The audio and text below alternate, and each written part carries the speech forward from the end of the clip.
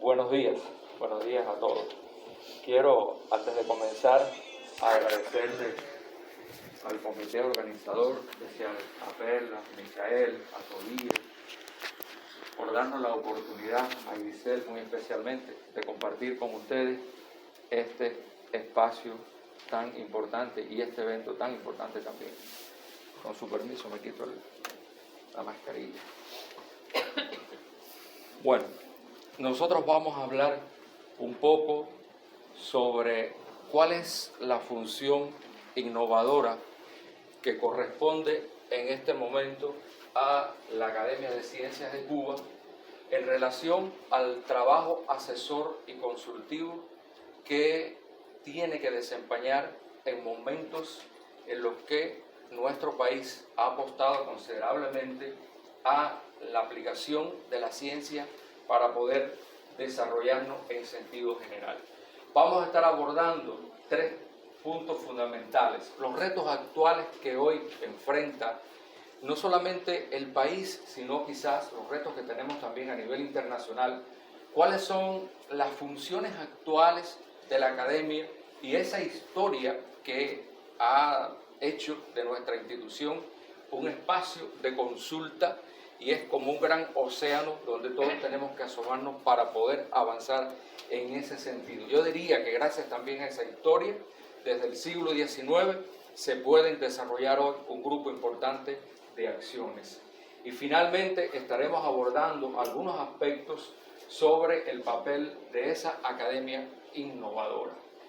Es importante destacar que nuestro país va a avanzar y está avanzando hacia una economía basada en el conocimiento, una economía tecnológica, que es lo que garantizará la soberanía de la nación. Sin embargo, tenemos que enfrentar un grupo importante de retos actuales, tanto en el orden nacional como en el orden internacional. Cuba no cuenta con importantes recursos naturales, no tenemos petróleo en grandes cantidades, no tenemos grandes extensiones de la agricultura que nos permita vivir de esa riqueza.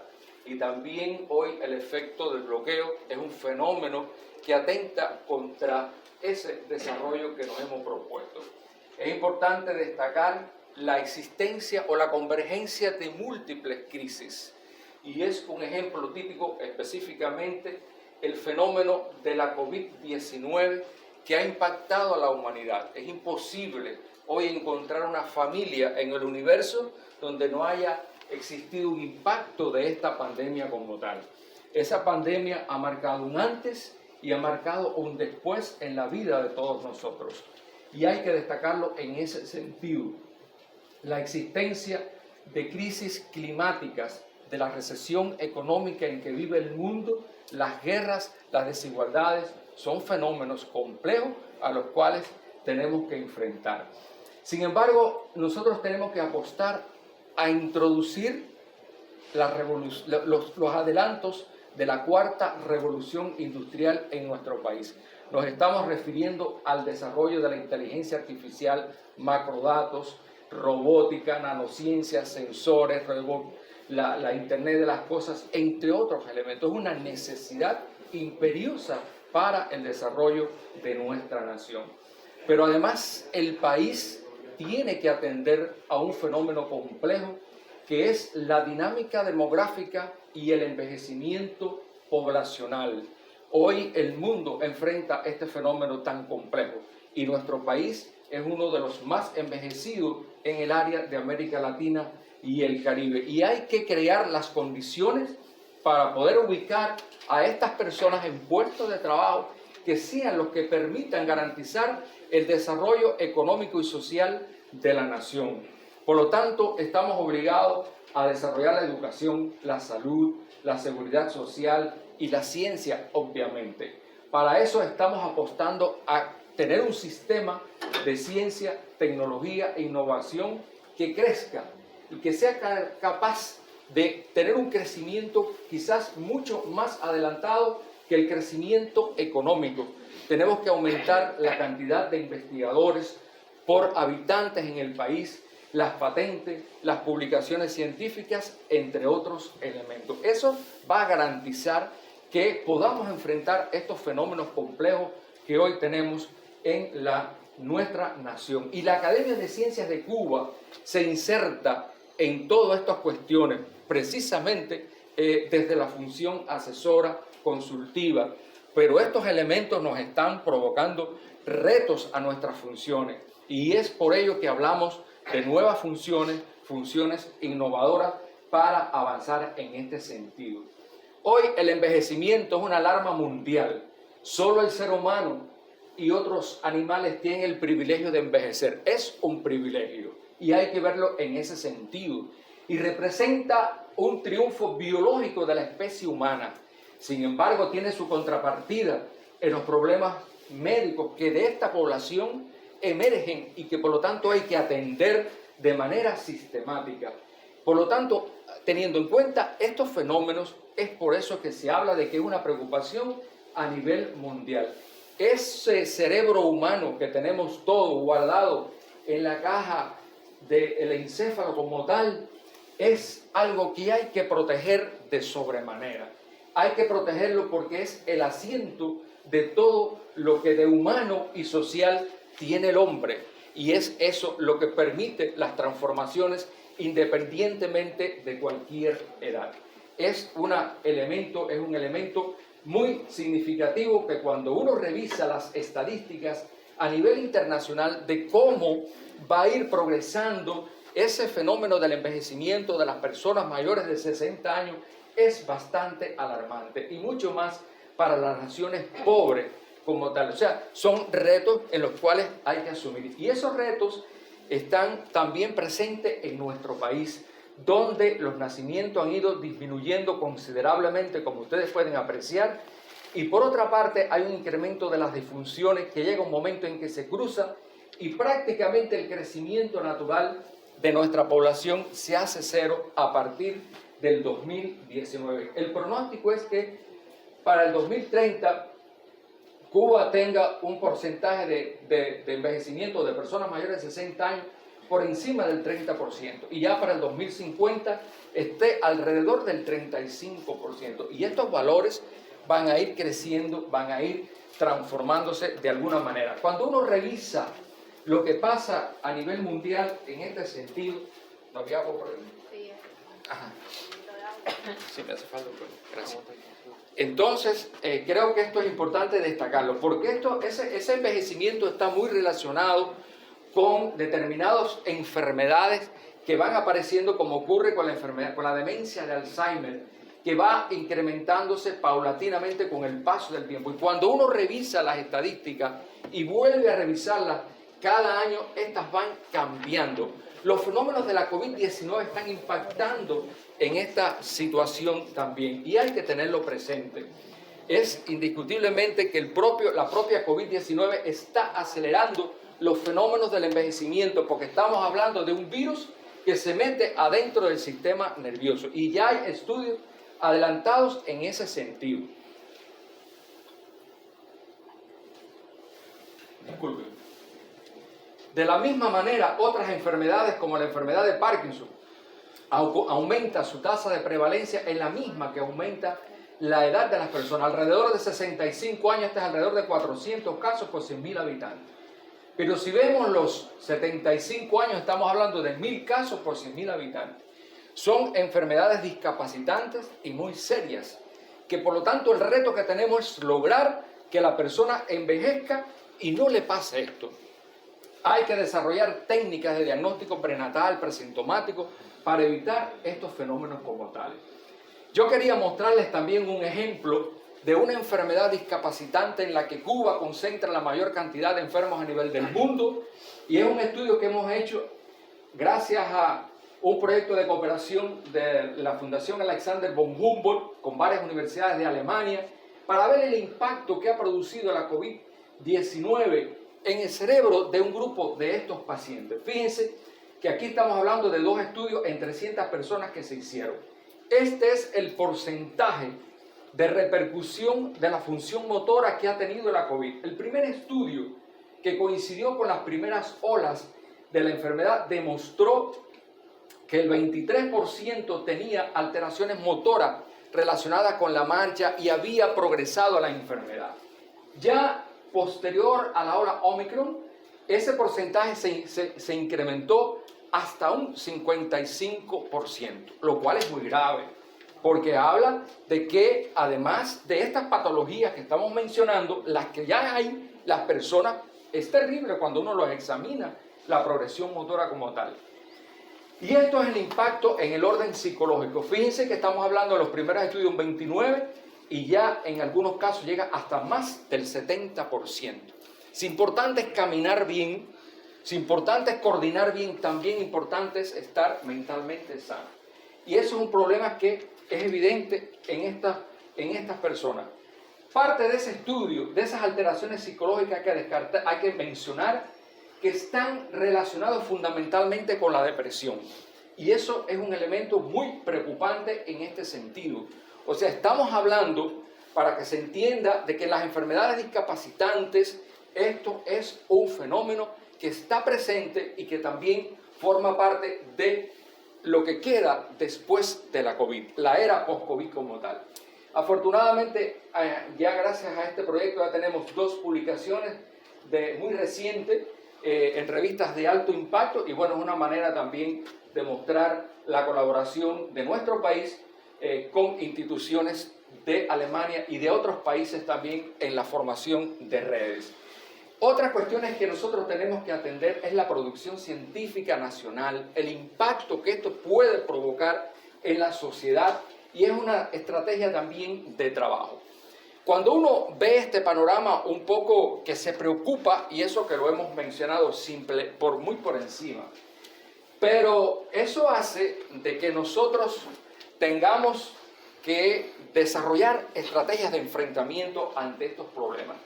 Y la Academia de Ciencias de Cuba, como aquella entidad nacional oficial del Estado cubano, tiene que asumir nuevos retos en este sentido. La prioridad del trabajo con los jóvenes es esencial.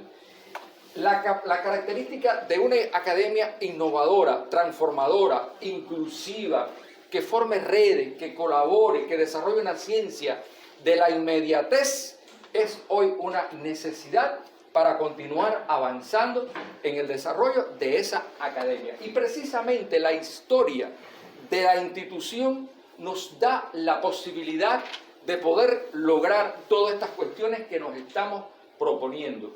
Y esa historia que data desde el siglo XIX, cuando se funda la Real Academia de Ciencias Médicas, Físicas y Naturales de La Habana, que fue la primera academia que se construye después de las academias europeas, la primera del continente americano, era la academia que reunía, según Enrique José Varona, a la mayor suma de cultura, la mayor suma de saber que hasta entonces la nación había producido.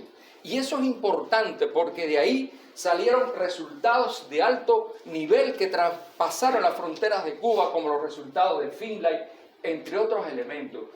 Hay que tener en cuenta que los científicos de aquella etapa tardaron 35 años para que se autorizara la academia. Fue todo ese tiempo pidiendo permiso a la corona española. Desde esa etapa, o quizás mucho antes, está esa característica indemne en el genoma de nosotros los cubanos, de la perseveración, de la creación, de avanzar en todo esto ante diferentes obstáculos. Precisamente, ya en la etapa de la República, esa historia del siglo XIX se mantuvo y logró que esa academia siguiera avanzando. En 1960, en el Paraninfo de nuestra institución, Fidel la visita y hace un llamado sobre la necesidad de convertir a Cuba en un país de hombres y mujeres de ciencia y de pensamiento. Ahí se habla de la necesidad de que legiones de cubanos se unan en función de la ciencia para poder desarrollar lo que se quería o lo más importante que nosotros teníamos en esa etapa. El 22 de febrero del 62 se crea la Comisión Nacional de la Academia de Ciencias de Cuba. Recuerden que hasta esa etapa era la Academia Habanera y así con ello surge la primera institución científica multidisciplinaria de la nación cubana. En 1994, de esa academia surge el SIGMA, o sea, el Ministerio de Ciencia y Tecnología y Medio Ambiente nace de la academia.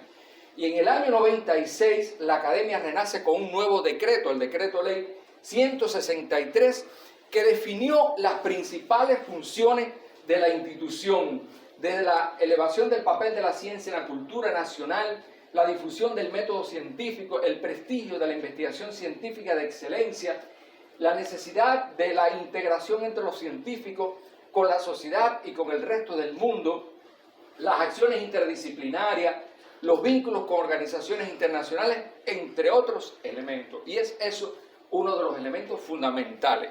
¿Con qué cuenta nuestra institución para asumir este rol que estamos hablando? Más de 400 académicos, 27 de ellos son académicos extranjeros, o sea, son correspondientes, y 62 jóvenes asociados. Esta es la única academia en el mundo que cuenta con esta condición de joven asociado, que es una condición que se une a las diferentes categorías de académicos que tenemos en la misma. Hay que destacar que el 34% de la membresía son mujeres y la edad promedio, quitando a los jóvenes asociados, es de 73 años. Es el reflejo de la sociedad, también de la sociedad y de los fenómenos del envejecimiento. Fíjense que se concentra la mayor cantidad de nuestros académicos en edades avanzadas, tanto los titulares como los académicos de mérito. Pero eso es una fortaleza importante, porque ahí hay experiencia acumulada, ahí hay trabajo desarrollado en estas personas en materia de dirección de ciencia a lo largo de todos los años. Ellos pertenecen a diferentes áreas del conocimiento: ciencias sociales y humanísticas, ciencias biomédicas, ciencias naturales y exactas, ciencias agrarias, ciencias técnicas, y esa unión, esa integración es lo que le da la fortaleza a la institución para poder asumir los retos que tenemos de una manera integradora, donde cada uno de ellos tiene importante rol en lo que le corresponde. Estos elementos nos abren paso a lo que nosotros estamos hablando de la academia que necesitamos en estos tiempos. Una academia innovadora para estar a tono con ese sistema de gestión de gobierno basado en la ciencia y en la innovación. Creemos que esto es un elemento importante. Y en ese sentido, lo primero que hemos tenido que hacer es ampliar, extender el trabajo de la Academia de Ciencias de Cuba. Hemos elegido por primera vez en la historia de la Academia, posiblemente, 22 nuevos académicos de honor entre los ejercicios académicos. Esos 22 académicos de honor proceden de diferentes provincias del país, con el objetivo de que haya una representación de la institución en los diferentes espacios. Y luego creamos 7 filiales, que son espacios integrados por académicos, por jóvenes y también por otras personas que, aunque no son académicos, son científicos, profesores, empresarios de gran prestigio, que lo que hacemos es una integración, una especie de red. Si no hay una integración, si no tenemos una red tanto en el orden nacional como en el orden internacional, es difícil avanzar en función de las metas y las complejidades que tenemos. Y eso ya lo logramos. Ha habido una alza de personas que quieren trabajar con la Academia de Ciencias de Cuba. Y eso nos obligó a crear la condición de científico asociado a la Academia de Ciencias de Cuba. Y ya tenemos todas estas cuestiones que son una fortaleza en el trabajo de la institución. Estas son las filiales, las diferentes filiales, la de Oriente Sur, la de Oriente Norte, integran a varias provincias. Esta, por ejemplo, integra Guantánamo, Santiago, Granma. Esta integra Holguín, Las Tunas.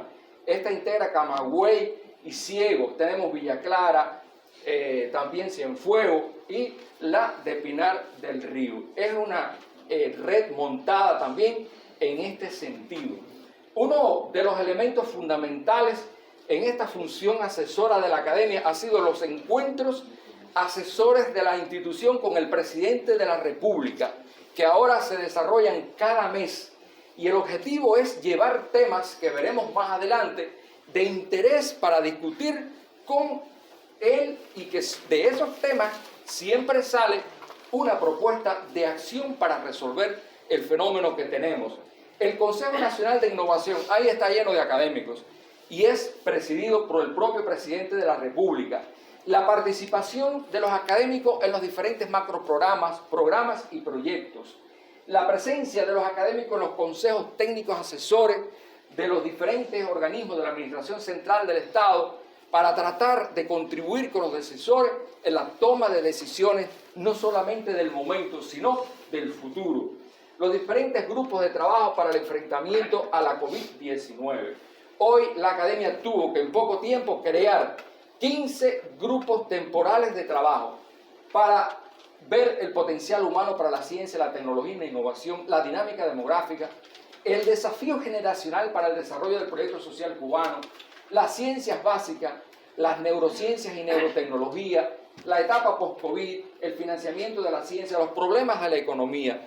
Y estos grupos de trabajo están integrados por académicos nuestros, pero además con especialistas de esas áreas del conocimiento de diferentes instituciones, de manera tal que logramos una integración. No es la academia única, no es la academia elitista, es la academia inclusiva, integradora, que una nación necesita para poder enfrentar los retos complejos que tenemos en el presente. Un ejemplo también interesante ha sido el programa de Soberanía Alimentaria y Educación Nutricional, donde tenemos prácticamente una sección Ciencias Agrarias y de la Pesca incluida totalmente, con la atención de nuestro vicepresidente, y que ya hoy ha estado llevando a resultados interesantes en este sentido. El trabajo con el SIGMA en la formulación de las políticas de ciencia, tecnología e innovación y sus normas jurídicas también es un ejemplo importante de participación de nuestro pleno para avanzar en este sentido. Hay varias acciones que se han ido desarrollando aquí importantes. Yo creo que es importante destacar, disculpen,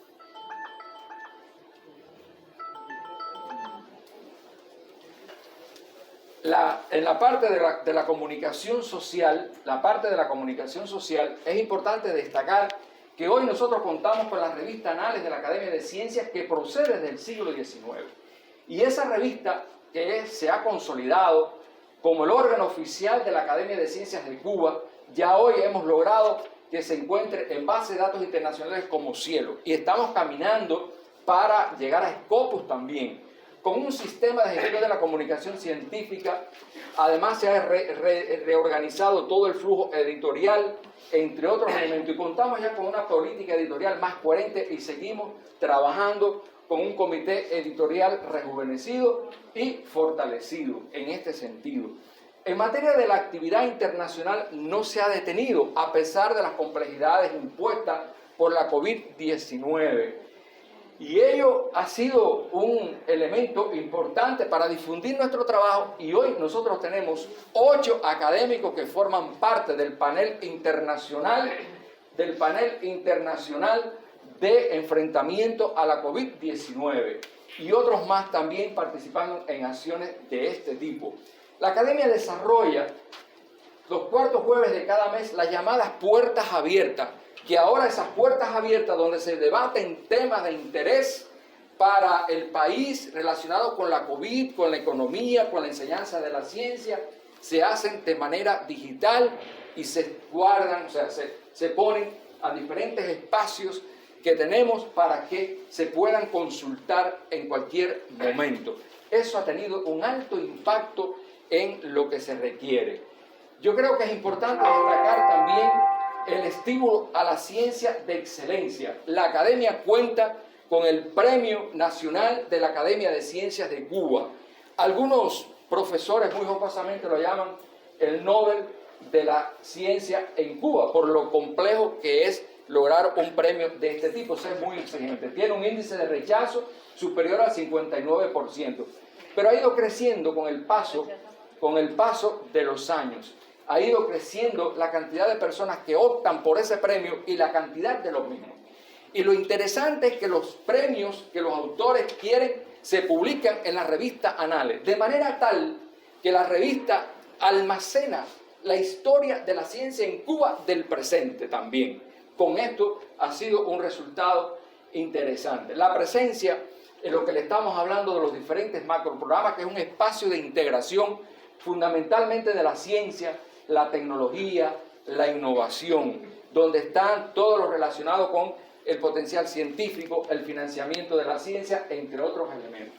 Este tema del potencial humano, que fue el primero que se discutió con el presidente, lleva acciones que comienzan desde los preuniversitarios, se continúa con la reserva científica, se continúa también con la enseñanza postdoctoral, la formación doctoral, la inserción laboral, las condiciones de vida que deben tener nuestros jóvenes para que se mantengan en nuestro país contribuyendo al desarrollo de la sociedad. Es otro de los temas que se discute en este grupo de trabajo temporal. Y desde luego la atención a personalidades y a jubilados no queda atrás. O sea, no se trata solamente de la prioridad en los jóvenes, sino es un poco más integral. La academia continúa trabajando para desarrollar ese pensamiento científico en los adolescentes y desarrollado con el Ministerio de Educación, a través de la participación en círculos de interés, en centros importantes de la enseñanza primaria, el auspicio a competencias, a diferentes áreas del conocimiento, la colaboración con eventos internacionales, la interacción con los jóvenes académicos asociados, entre otros. Es amplio el trabajo que se desarrolla a ese nivel. El trabajo que se desarrolla a ese nivel. También nosotros hemos estado participando en diferentes espacios con los jóvenes, intercambiando, y las filiales aquí tienen un papel importante. Por ejemplo, se ha estado trabajando considerablemente por parte de algunas filiales en el desarrollo de los jóvenes talentos, para tratar de irlos preparando y de irlos captando, fundamentalmente para encaminarlos hacia las ciencias básicas como tales. Un ejemplo ha sido precisamente las filiales de Camagüey y la de Oriente Norte, que han identificado más de 30 estudiantes talentos en secundaria básica y más de 70 en preuniversitario. Han desarrollado eventos, participan en diferentes recorridos por los centros de investigaciones y es una manera de ir motivando la enseñanza de la ciencia en nuestros jóvenes. Y no quiero terminar mi conferencia con conclusiones, sino simplemente diciéndole que a manera de resumen podemos plantear que los problemas actuales que afectan a la sociedad requieren de un modelo nuevo de la ciencia, donde predomine la inmediatez, la integración, la ciencia abierta, la innovación, el trabajo en redes extendidas, etc. Existe consenso de que la formación, preservación y desarrollo del potencial humano debe tener la más alta prioridad y urgencia en nuestras estrategias de ciencia. Se necesitan de programas para la captación, selección, formación doctoral e inserción laboral de la reserva científica, que contribuya a la renovación y crecimiento de los recursos humanos de alto nivel. La academia puede contribuir desde su función asesora con los principales temas del sistema de ciencia cubano. Los principales temas donde puede aportar la academia se relacionan con el potencial humano, el financiamiento de la ciencia, los problemas demográficos, la informatización, la comunicación, entre otros. La preparación que tienen nuestros académicos da esa posibilidad. Hasta aquí lo que quería presentarles en el día de hoy. De manera resumida, les agradezco a todos. Muchas gracias.